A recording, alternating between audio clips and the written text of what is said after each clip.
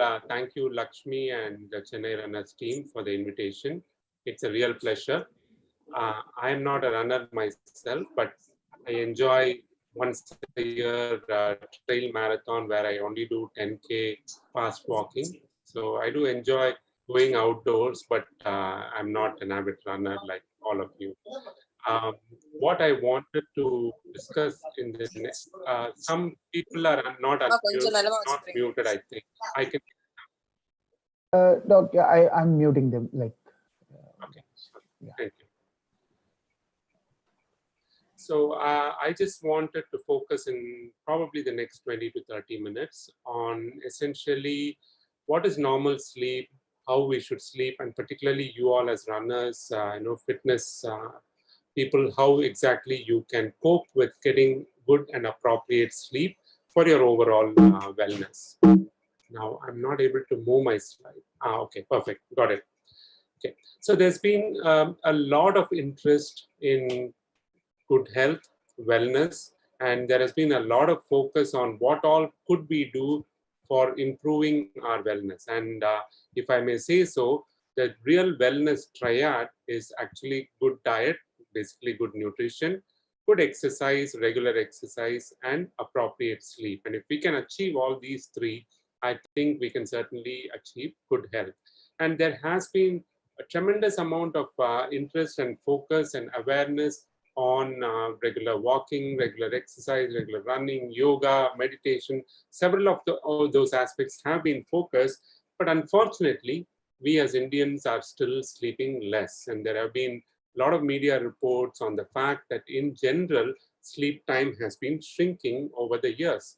Now, when I say sleep time is shrinking, the first question that comes to our mind is, how much sleep is good enough? And if this was a live session, usually I ask the audience, how many people think 4 hours is good for them? How many people think they need 5, 6, 7, 8? And on an average, most adult groups that I've addressed would say somewhere around 6 to 8 hours is what they require. Now, there are some people who sleep less than that and cope perfectly fine.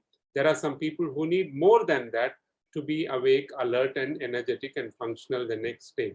So don't look at your neighbor. If you are getting enough sleep to be awake, alert, and energetic the next day, it means that you're probably getting enough sleep. And as I said, on an average, in most adults, it's about 6 to 8 hours. Now, we also have changed or kind of started accepting lesser sleep over the past century or so. So if I had asked the same question to several adults, probably if I was in 1910, most adults would have said close to 8 to 9 hours. And as you can see, that has gradually been shrinking. And on an average now, most adults are getting somewhere around 6.5, at best 7 hours is what most people get. Now, the amount of sleep we require also changes as we age. A newborn probably sleeps almost 18 to 20 hours during the first few months.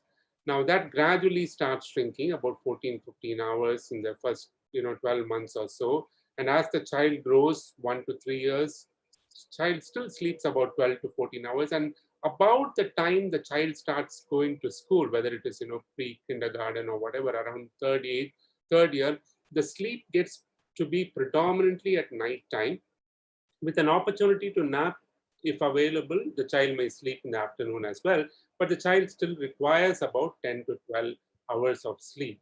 Now, as the child gets growing, particularly in the adolescent age group, and I want to specifically focus on that adolescent age group, which is inclusive of our children taking their board exams in 10th and 12th, and those children usually require about 8 to 9 hours.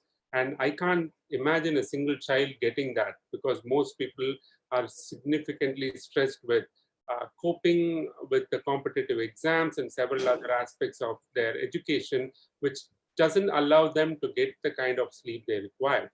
And most adults subsequently, as you can see, require somewhere around 7 to 8 to 9 hours is what most people sleep. As I said, right now, with change in lifestyle, most people have accepted that somewhere around 6 to 8 hours is what we require. And post-retirement, somewhere around 60s to 65, as the activity level changes, a lot of people start noticing that their nighttime sleep may come down because they may have a tendency to nap in the afternoon. They may also notice that they start sleeping a little earlier and also start waking up a little earlier. So there may be pattern changes, but still those adults, the elderly, the senior citizens also require somewhere in the range of about 6.5 to 8 hours is what we need. Now, I want you all to focus on this, although it looks very scientific, something very important, particularly as runners, why waking up early might actually be impacting your daytime. Now, this is what we call a hypnogram in sleep. So imagine this is about 8 hours of sleep, as you can see down in the x-axis. We have 4 stages of sleep, what we call N1, which you see as number 1 here, N2, and N3. These are called non-REM sleep. The R that you see here, which is marked in red, is what we call REM sleep or rapid eye movement sleep. Now, the best way I can explain REM sleep is sometimes a small child might sleep in the sofa while the adults are watching TV or something else. And you might find that when you're trying to move the child to the bed, the child might be extremely floppy, where the muscles are all completely relaxed and the eyes may just be moving a little bit. So it is called a rapid eye movement sleep, where the muscles of the body are extremely almost paralyzed and floppy, but the eyes keep moving. And that's why we call this the REM sleep. And the other stages of sleep, the 1, 2, and 3 are referred to as non-REM sleep. Now look at the pattern. Let's say you're sleeping around, let's say the 0 here is 10 p.m. and this is somewhere around 6 a.m. So that is the 8 hours that I'm showing you here. Now, when we start sleeping, W is wake. When we start sleeping, we may start with what we call stage 1, which is a very, very light sleep. Then you start going into stage 2 or stage 3. But remember, it does not have to be in that order of 1, 2, 3, REM, 1, 2. It doesn't have to be that way. You could see 1, 3, 2, and then REM. So it could be a pattern, but as you can see here, roughly every 90 minutes, we experience the REM sleep. The rapid eye movement sleep, which is marked in red, is extremely important because it is the restorative sleep. It is a deep sleep. There are a lot of changes in our heart rate and blood pressure and all those that happen during REM sleep. And as you can see, the very first REM sleep that we get about 1.5 hours after we sleep, that REM sleep is extremely short. It could be about 5 to 10 minutes. Okay? And as you go deeper into your sleep, okay, as you go further into your sleep, you can see that every time you get the REM sleep after about 1.5 hours, the REM sleep is a little longer and longer and longer. So around 5 to 6 o'clock, when some of you may be waking up or even earlier, you are actually breaking a REM sleep, and therefore you may not feel fresh the next day because you're compromising on one of the most restorative sleep, and that too at a time where the REM sleep could be much, much longer. Now, when you look at our overall sleep pattern, most of our sleep is actually in stage 2. About 50% of our sleep is actually light sleep, somewhere around like 45 to 50% is stage 2 sleep. Another 20 to 25% could be stage 3 sleep, what we call slow wave sleep, or that's when a lot of hormonal changes happen in our body. In fact, the good old grandma used to say that the child needs to sleep well to grow well. And that's because the growth hormone surge happens during this stage 3 sleep. Without going into more scientific details, what I'm trying to say is it is not just the quantity of sleep that is enough. It is also the quality of sleep that you get that is extremely important. And therefore, having these various stages appropriately during your sleep, getting enough amount of restorative sleep, which is the REM sleep, is extremely important for you to feel alert, awake, and active the next day. Okay. So what are some simple things that you can do, what we call sleep hygiene for getting good restorative sleep? Basically, having some regular sleep wake schedule to provide adequate sleep. Now, a lot of us have a scheduled time to go to sleep and a scheduled wake up time. Okay? And As long as we can adhere to it reasonably on most of the days, that's good enough. There are days when you may have to, like sleep late or wake up early, and that could happen, but you need to ensure that you are getting adequate sleep. So as a runner, if your wake up time is 4 o'clock, it is important that you sleep a little earlier so that you are getting adequate sleep.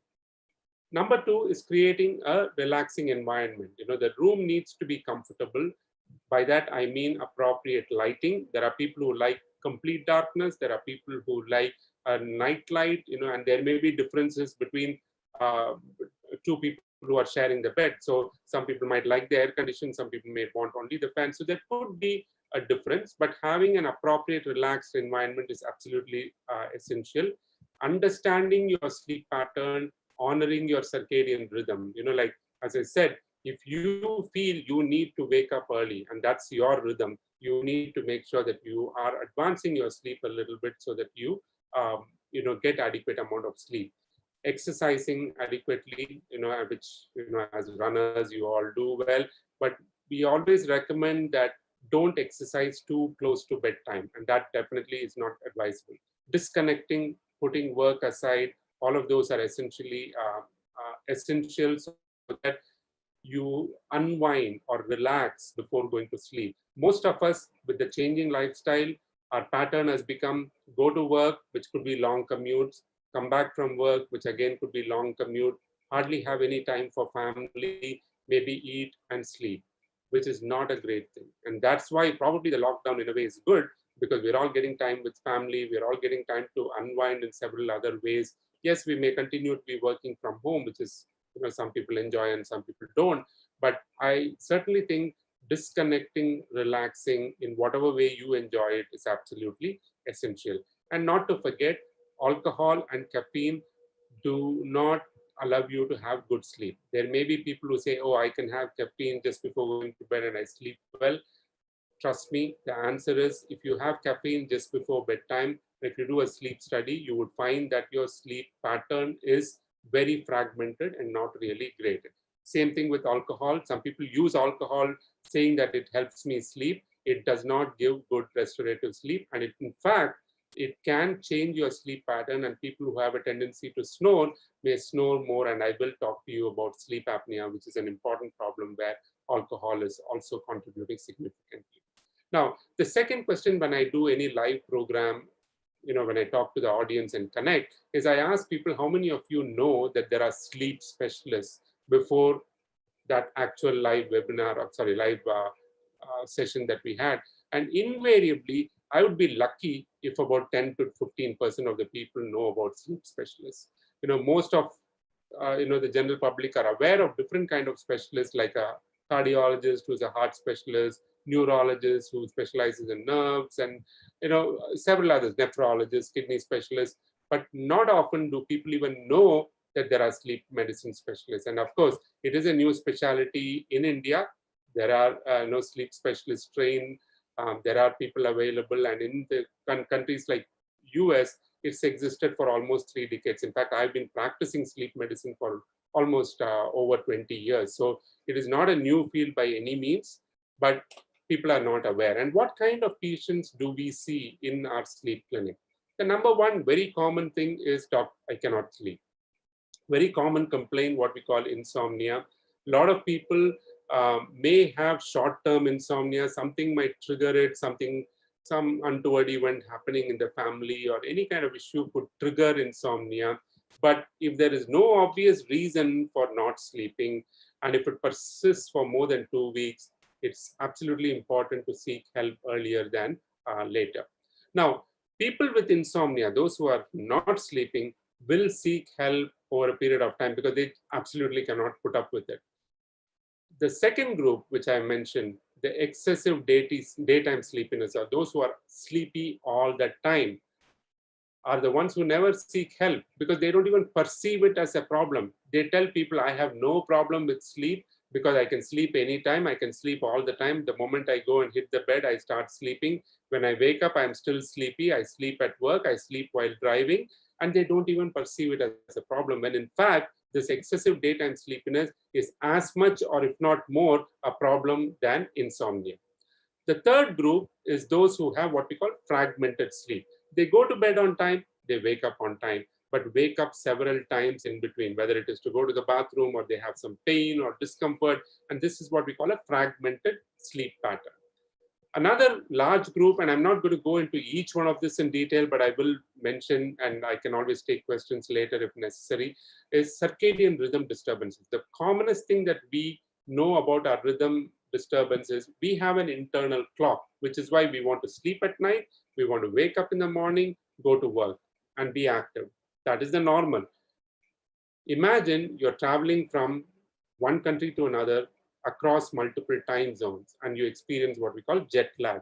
What happens? Because your internal clock and the external clock are not synchronizing, and therefore you feel exhausted, you sleep at the wrong time, you feel like eating at the wrong time, and that's what we call jet lag.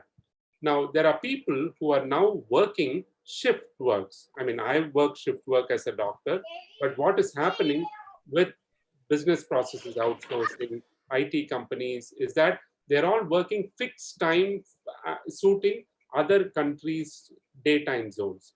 And that seems to have a significant impact on their rhythm.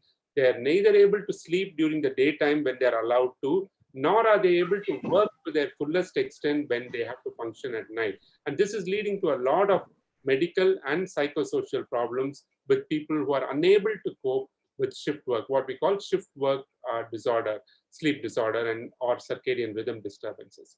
The last group is something abnormal happening during sleep. There are people who say, I've noticed, and this person walks during sleep, or talks during sleep, or eats during sleep. So sleepwalking, sleep talking, sleep eating, screaming during sleep, all can happen, what we call night terrors.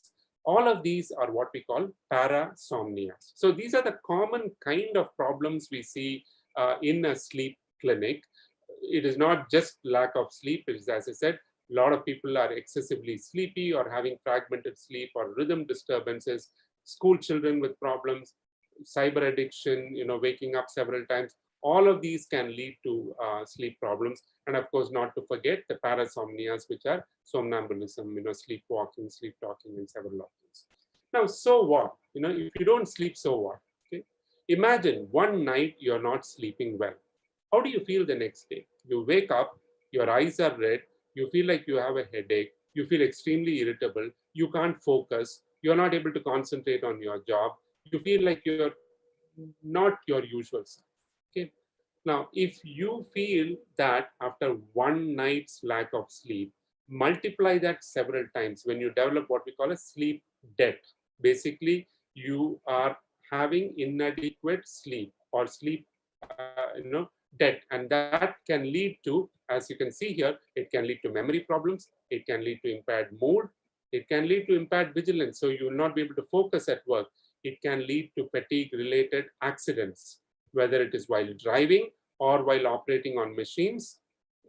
And you may fall asleep on social occasions, which can be extremely embarrassing when you could be in groups and functions where you may feel extremely sleepy. And overall, this in the long run, the insomnia can lead to stress, anxiety, and depression, several kind of psychological and psychiatric problems. Honestly, sleep deprivation is not a one person's problem. It is a public health concern. I do not want to drive next to somebody who has not slept well and feeling sleepy while driving on the wheels. And that is a public health concern. And unfortunately, we are noticing that several young adults, as you can see here, are sleeping 6.5 hours or less and probably not getting adequate sleep and are chronically or long-term sleep deprived. And this sleepiness can lead to errors while working, industrial errors. It can lead to motor vehicle accidents, and in fact, is thought to probably be, responsible for some of the disasters like the Bhopal tragedy or the Exxon tragedy. Maybe somebody who was sleepy is probably the one who led to some of those errors. And now, more and more, the World Health Organization, the CDC, are all recognizing that sleep problems are an important non-communicable disease. NCD. When we think about non-communicable disease, we often think about high blood pressure, diabetes, heart disease, cancer, stroke, obesity, high cholesterol, and we forget sleep. And remember, sleep disorders can lead to all of these and probably much more common than all the disorders that I just mentioned very, very quickly. Okay, so that's about insomnia. If somebody doesn't sleep, what happens? What could be the reason? What it could lead to? As I said, the second most common problem that we encounter is excessive daytime sleepiness, or what we call daytime hypersomnolence. Somebody saying that I'm feeling sleepy all the time. Now, there is a fairly common problem called sleep apnea or obstructive sleep apnea, which people often don't recognize because the commonest symptom for this is snoring. People think that if they are snoring, that they are having sound sleep, when in fact it is only sound making sleep. It is not sound sleep. People are not getting into deep sleep when they are snoring.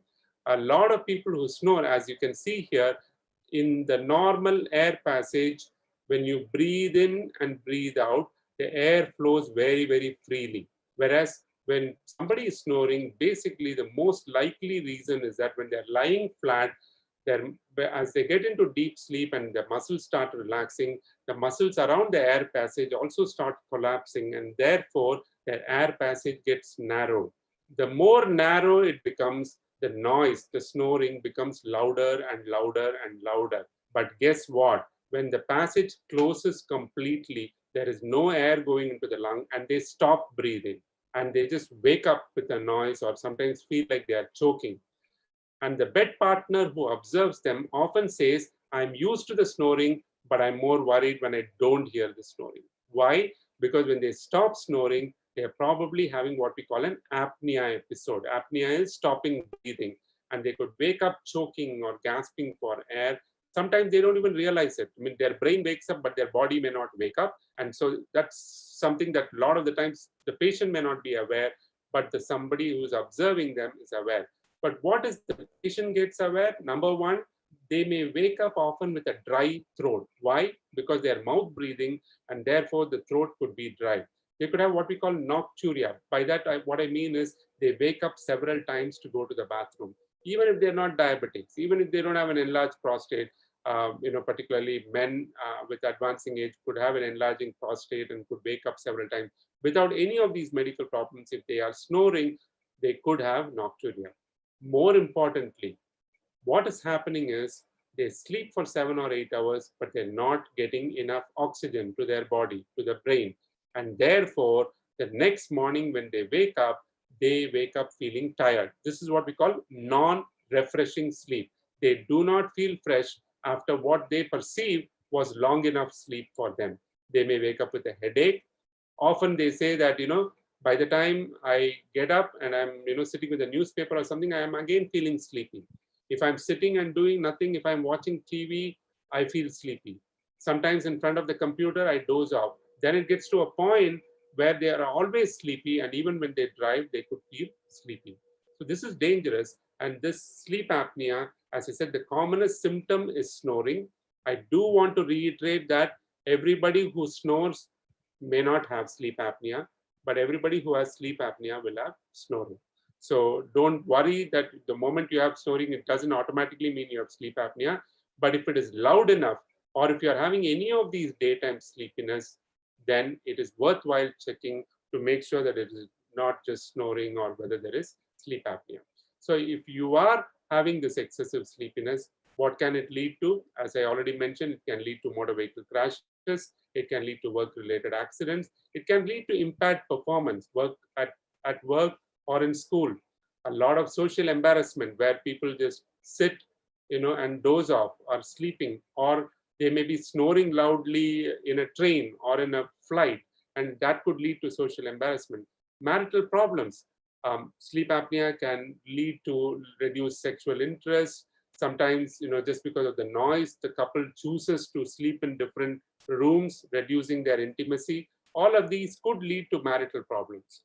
There could be concentration difficulties, memory problems, all related to low oxygen levels over a period of time.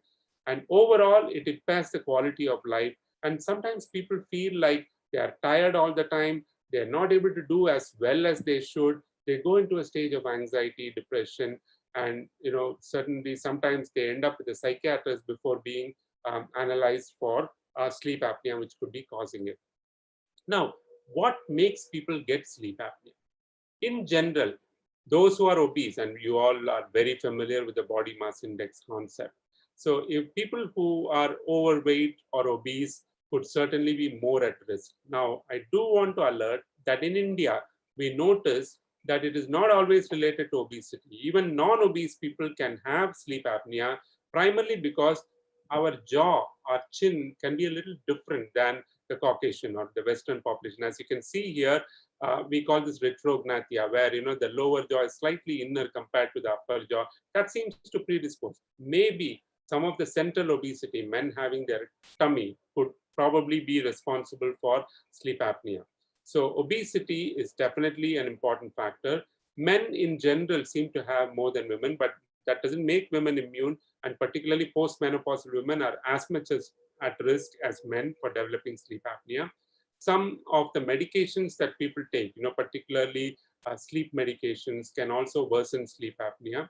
Alcohol, as I already mentioned, clearly can worsen sleep apnea. In fact, for people who are snoring, if anybody observes on the night that they consume alcohol, their snoring would be much worse. And that's what I was mentioning. Smoking, and there could be a family history of snoring and sleep apnea. So what if you have sleep apnea, and so what if you don't treat it? It's clearly been shown that if somebody is snoring and has sleep apnea, it could lead to blood pressure or hypertension. Okay, particularly uncontrolled blood pressure. If somebody is requiring 2 or more medications to control their blood pressure and they're also snoring, it's important that they check and make sure whether they have sleep apnea or not, and treat that as well. Diabetes, very, very common problem in India, particularly in South India, where we are one of the diabetic capitals. Remember that untreated sleep apnea can lead to diabetes. Untreated sleep apnea can also lead to poor control of diabetes. So if somebody is taking their medications regularly, complying with their diet, doing regular walking and exercise, and despite all of this, have poor control by what we call the HbA1c or glycosylated hemoglobin. If it is very hard to control their diabetes, think about whether they could have coexisting sleeping and sleep apnea and snoring, and that could be the problem. And once you treat it, the control would be much better. It's also been observed that diabetics with sleep apnea, until you treat this, can also be at increased risk of complications like eye problems, like kidney problems, like heart problems, could be much, much more common if they also have sleep apnea. Sleep apnea is also an independent risk factor for heart disease. By this, I mean, if I go and ask any child, like in a school, what are the risk factors for heart disease? And they'll probably rattle off saying being obese, blood pressure, diabetes, high cholesterol, smoking, all of those. But remember, sleep apnea is also an independent risk for developing heart disease, particularly heart attacks, also heart failure. By heart failure, I mean that the function of the heart can be reduced, and arrhythmia. So people with sleep apnea could develop abnormal heart rhythms, and all these are risks that are known. And it can also lead to stroke. It can also lead to psychosocial problems, which I've already mentioned, like irritability, anxiety, depression.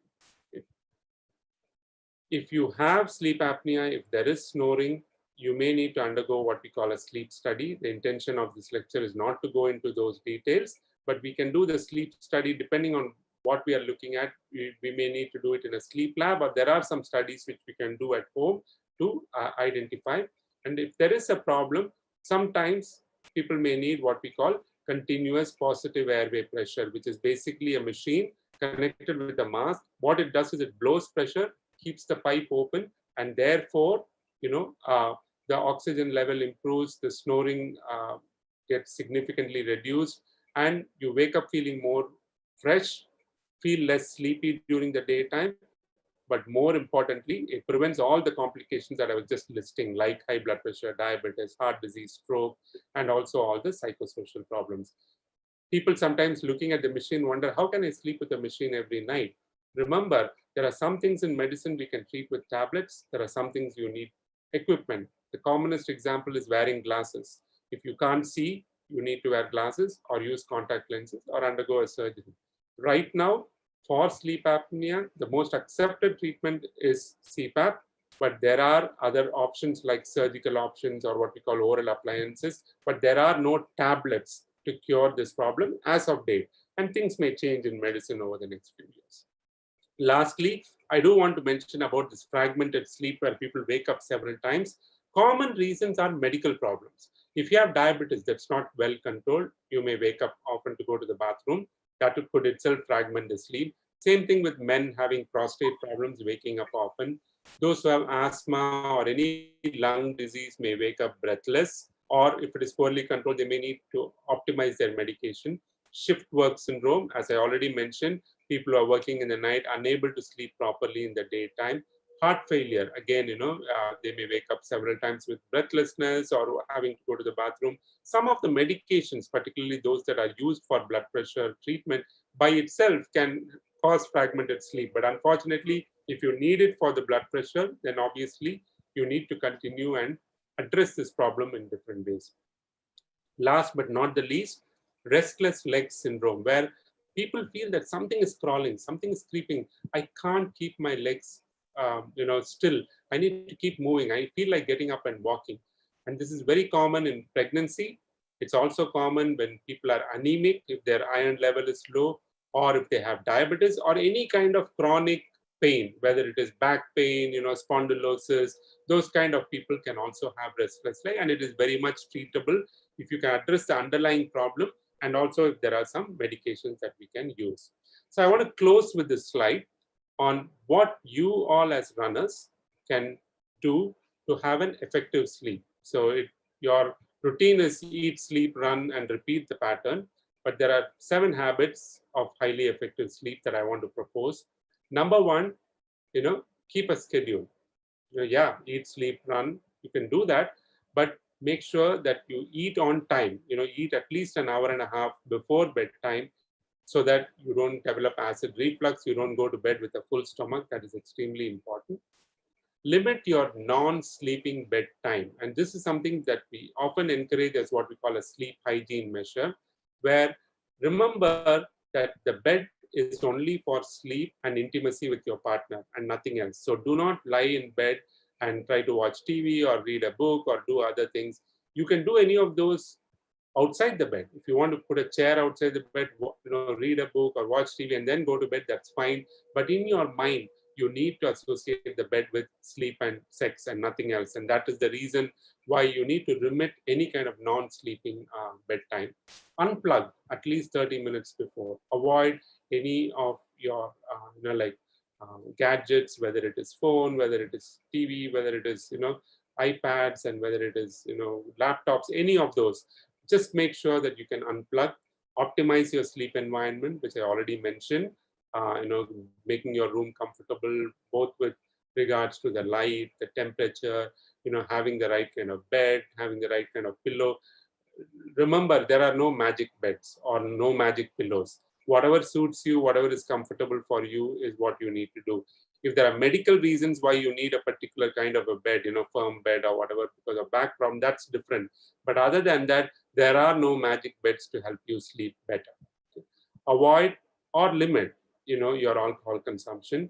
Caffeine intake, as I said, 2 to 3 cups may be okay, but try to avoid having caffeine at least about 4 or 5 hours before your bedtime. So typically, if you're a 10 p.m. sleeper, no later than 5 p.m. should be your last coffee, or any kind of caffeine, caffeinated things. Recognize your inadequate sleep early and seek help. If you are often finding that when you're getting ready to go for a run, you're not fresh, you're not awake, you're not alert, it's not good for you, and you may be at risk for accidents. So if you have any kind of sleep issues, if you feel that you're not fresh, if somebody tells you you're snoring, if you are having restless leg, any of those that I've mentioned, if you are having a sleep problem, recognize it early and get it treated so that you could overall be performing better.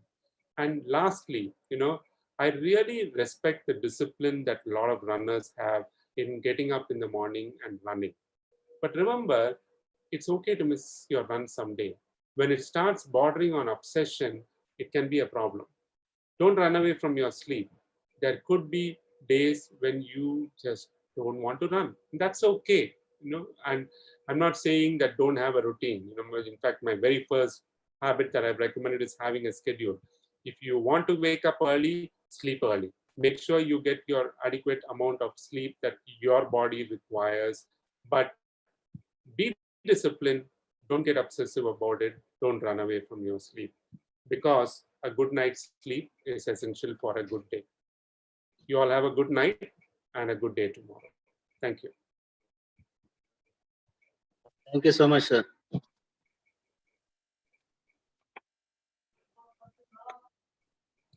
So I will look at the chat and see if There are a few questions here on the chat as well, and then few people have posted in YouTube as well. So once you are done with the chat questions in this Zoom meeting, I will let you know what are the questions which were posted in YouTube. Okay. All right. So the first question I see here is, our wearables show REM sleep immediately after wakefulness with deep sleep at the last. Does it mean we need to equate deep sleep in this with REM? Okay. There are some studies showing that wearables are good for looking at your overall sleep period, but they're not perfect for looking at your different stages of sleep. Okay. So I would take that with a pinch of salt. It's okay to look at it, but look, I would say go more by the total amount of sleep that it tells you, rather than, oh, you got so much of deep sleep, you got so much of light sleep. Trust me, this again becomes an obsession. I've had a patient who came to me a month back telling me that when I asked, why are you here? Oh, I'm not getting enough REM sleep. Okay, but what's your problem? I don't have a problem, but I'm not getting enough REM sleep. Who told you that? My app, my whatever watch that he was wearing is telling me that I'm not getting enough REM sleep. Now, that's not how you need to identify a problem. You need to have a problem, not just because something is telling you that you're not getting enough sleep. If you feel you're not getting enough sleep, if you're not feeling fresh, please go for getting help, but not just based on, a Fitbit or something like that. Not to mention any particular brand. I just mean one of those watches. Um, okay, I feel numbness in my hand when I wake up in the morning. What could it be, and how do we handle this? The most common reason for numbness is actually sleeping on nerves. Like if you sleep on one side and sleep over your hand, that could certainly compress the nerve and cause a problem. The other common reason is vegetarians in particular can have B12 deficiency. So if you're not having enough B12, you can have some nerve tingling, numbness. So if you need to take some B12, you could do that. But if it's a persistent problem and it is beyond something minor that I've explained, then you probably need to see a doctor and take care of it. Okay. Even snoring, I get good sleep and not having any tiredness the next day. And I've also undergone surgery for nose. Okay. All right. The summary is that somebody is snoring, but he feels he's getting good sleep and he's not feeling tired the next day. He's also undergone an ENT surgery for the snoring. That's the summary of somebody who has asked a question. Remember, I told you this very clearly. Not every snoring means sleep apnea. Okay. So you could have what we call primary snoring, where you're snoring, but it's not affecting your oxygen level, or you're not, having any complications related to sleep apnea. In those patients, there's a couple of things we do. One, we just observe, tell them to watch their weight, tell them to cut down alcohol, smoking, any identifiable risk factor, losing weight, all of those would help. If they have an obvious reason, particularly in children, sometimes we find that enlarged tonsils, enlarged adenoids can lead to snoring, and we suggest surgery for those. But not everybody needs surgery. Sometimes you can observe, sometimes you can use appliances that our dentists can make. A lot depends on, so if you're feeling fresh, it probably means that you may not have sleep apnea, but don't get fooled. There are times when people have severe sleep apnea and don't feel sleepy. So I would at least recommend that you get a sleep study and make sure whether you have sleep apnea or not. Some people don't have any sleepiness, but they start developing blood pressure, diabetes, heart disease. So if you have any of those what we call comorbidities, then you need to get treated. Some days I sleep 8 hours, but next day I feel not had enough sleep or not slept. Exactly what I was telling you. This is what we call non-refreshing sleep. So it is not just the quantity, it may be the quality of your sleep was not good enough for whatever reason. How to reduce fragmented sleep? If there is an obvious reason, like for example, if you have diabetes, get it under good control. If you have prostate problem, get it under control. Look through your medication list. If some medication is causing it, of course, if it can be modified, go ahead and modify it. If you have restless leg, go ahead and treat it. If there is any pain that's causing it, you may need pain control. So you have to address the underlying reason for the fragmented sleep, not just take a medication for it. Can you please talk a little about insomnia related to menopause? Okay. Women experience sleep problems around their menstrual periods a lot, like just menstrual period, related to pain, related to heaviness, related to hormonal changes. They also experience sleep problems during second and third trimester of pregnancy. Um, these are all very, very common. Not all of it needs medications. And as appropriately pointed out, again around menopausal time, women can have sleep problems, and that is related to the hormonal changes. It's important that you see your gynecologist if there is any particular supplements or hormonal tests or treatment that need to be taken. Yes, you need to take that, but other than that, like if it is persistent, please do see the doctor and specific directions on why you're still continuing to have the problem might be need to be addressed. It is not uncommon to see women with going through mild depression around the menopause for whatever reason. So if that is there, that also needs to be addressed, all related to hormonal fluctuations. Sometimes even when I sleep in the noon, I feel numbness. I think it may be the same person who mentioned. As I said, if the numbness is persistent and not related to your position and not anything mild, then please see a doctor, because it is not something that I can address broadly. Any external device useful in controlling snores? Yeah, there are some advertisements that you all might be seeing on the strips that are used, breathe right strips. There are some clips that are used for snoring. All of those are probably okay when somebody has only mild snoring and no sleep apnea. They've not been proven for sleep apnea.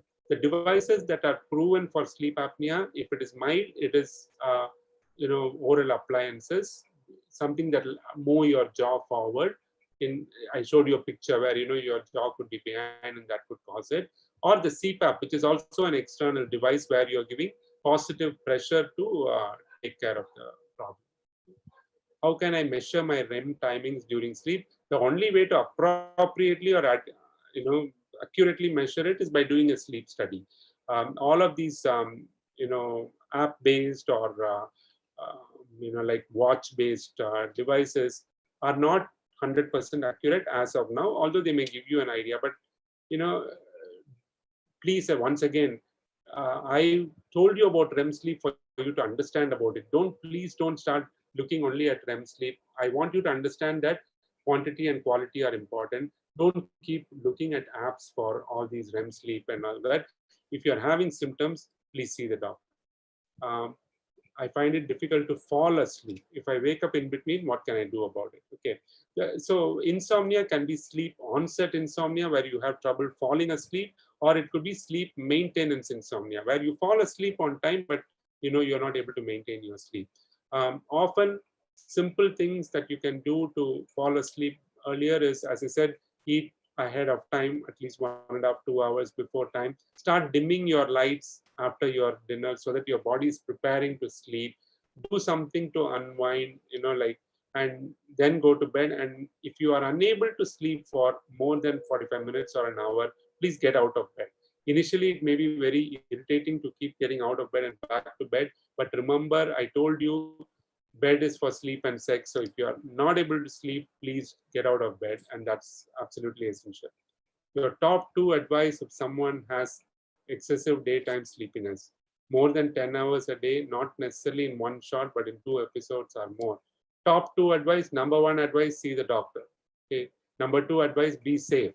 If you are feeling sleepy, please don't drive a car, because you could probably be causing harm to yourself and others. But as I said, the number one advice is if you're sleeping excessively, you need to see the doctor. Okay? Um, Thank you. Some people have appreciated that the session is informative. Thank you. Um, I have a problem of leg restlessness, especially right leg only when I'm in bed. Also have a problem of biting my teeth. Okay. Um, as far as restlessness of leg, restless leg, I already explained to you, can be due to anemia, can be due to diabetes, can be due to pain, can be due to pregnancy, kidney problem. So if you have persistent restlessness, the general things that we advise are have a warm bath in the evening around 6 or 7 o'clock. Use some oil or something to massage, your legs, and then go to bed. It might reduce the restlessness. If it still persists, please see the doctor. It is very much treatable with medications and also treating your underlying reason why it happens. Biting the teeth, it's called bruxism, where people are grinding the teeth. It's often related to anxiety, but I'm not saying only anxiety causes it. So if it is there, most of the time there are no medications for it, but people grinding their teeth can actually cause damage to the enamel of the teeth. So there are some tooth guards that are available, which the dentist can create, so that like you don't bite and damage your enamel more and more. Can you please explain more on CPAP? Okay, CPAP is continuous positive airway pressure. It is basically like, imagine if there is a water pipe that is blocked. What do? You take it and you blow pressure and it opens up, right? So similarly here, what the CPAP does is, it's a machine that's blowing pressure through a mask. Okay, and the mask is fitting on your face. And by blowing the pressure, it opens your air passage.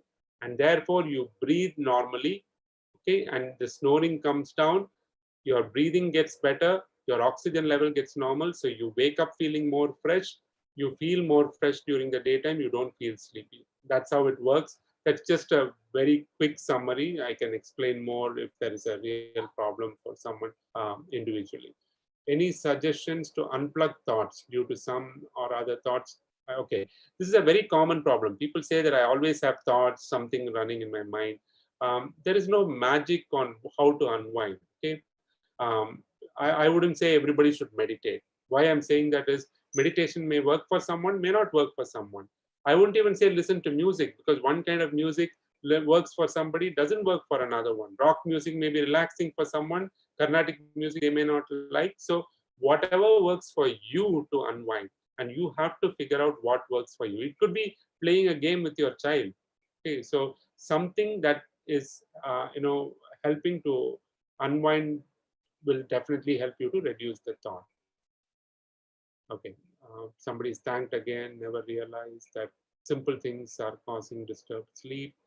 Okay, there is a specific request. I wouldn't go too much into this, but sleep pattern has changed during the corona lockdown. A lot of people are experiencing this because inactivity is there.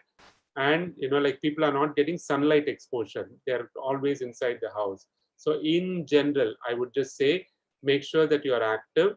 By that, you could walk inside the house, you could walk in the terrace to get some sunlight, you could walk around the house or apartment if there is space available. If you can't get out, at least sit in the balcony to get some sunlight in the morning. So having some sunlight would help. For those who are working from home, separate your work time and non-work time. Unfortunately, people who work from home often step in and out, take care of the kitchen, come back inside. That's not how you work when you are really going to the office. So make sure that you have dedicated work hours, dedicated non-work hours. All of these simple things would help you. Any diet advice for good sleep? Good healthy diet: eat at least 1.5 to 2 hours before bedtime. Milk, honey, banana, and things like chamomile tea have all been thought to be sleep promoting. Certainly no harm trying it if you don't have any medical contraindications for it. Like if you're a diabetic, I certainly don't want you to take honey or banana.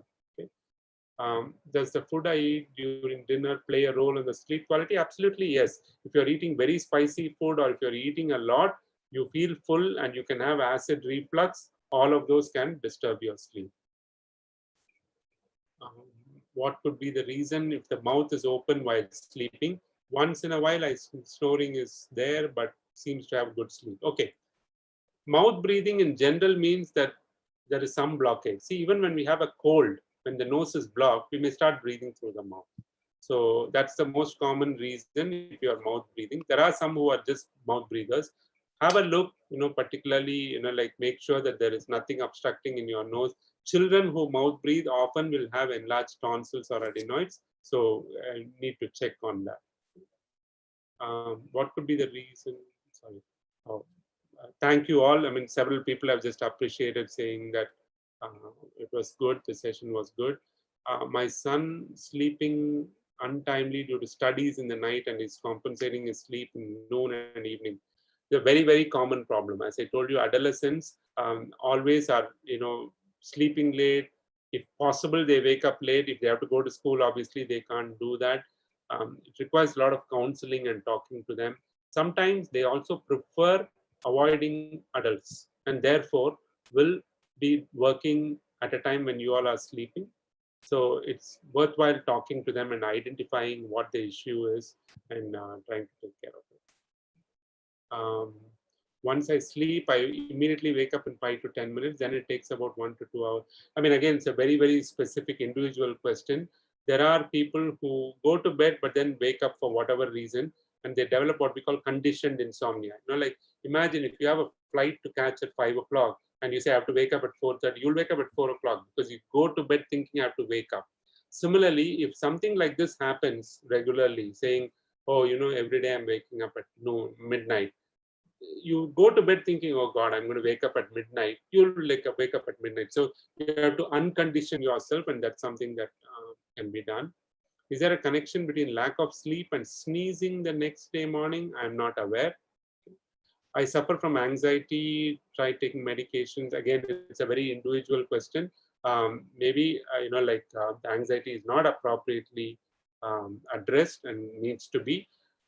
Anxiety or general anxiety disorder can definitely disturb sleep and needs to be taken care of.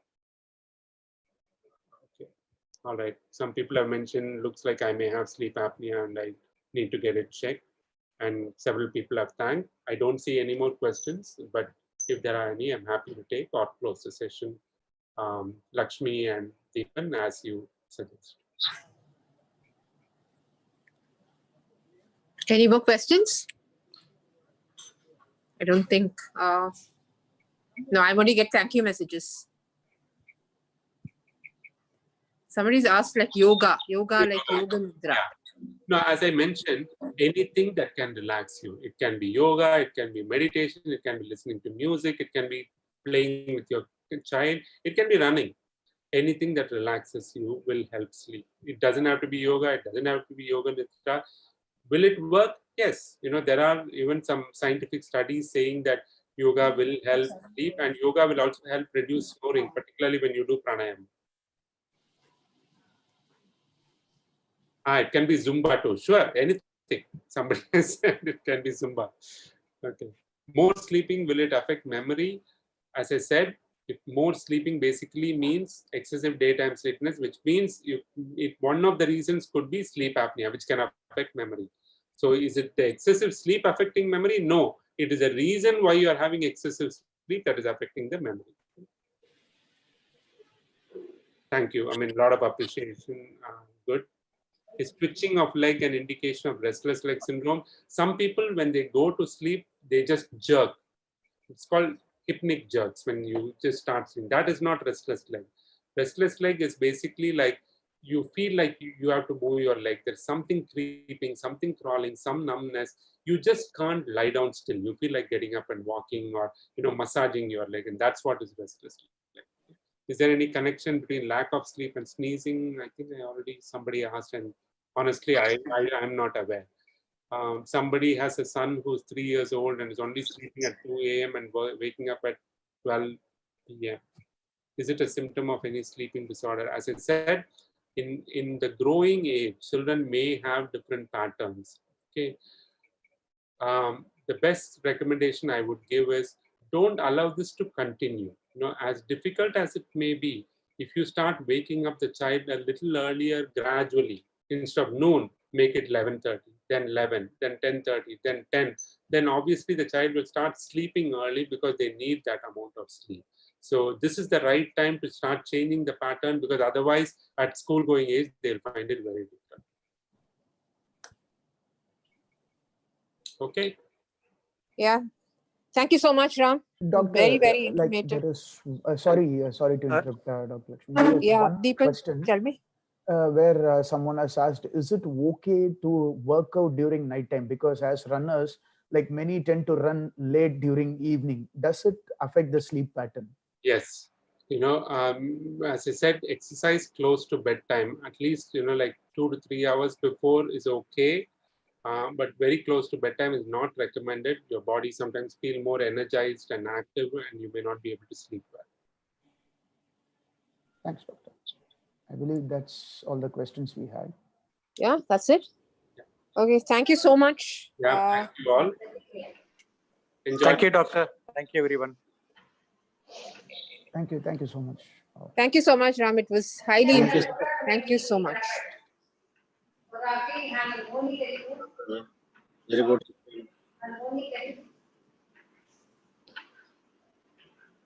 Are you here? Doctor, can I close the session? Yes, Deepan. Ram is still here? No, don't think I so. can't hear him. Okay, we can close the session. Yes, doctor. Thank you. Thank you so much, all. I am ending the meeting. It is available in our YouTube channel. You can follow our Chennai Runners YouTube channel for recording of this session. Thank you all. Bye-bye.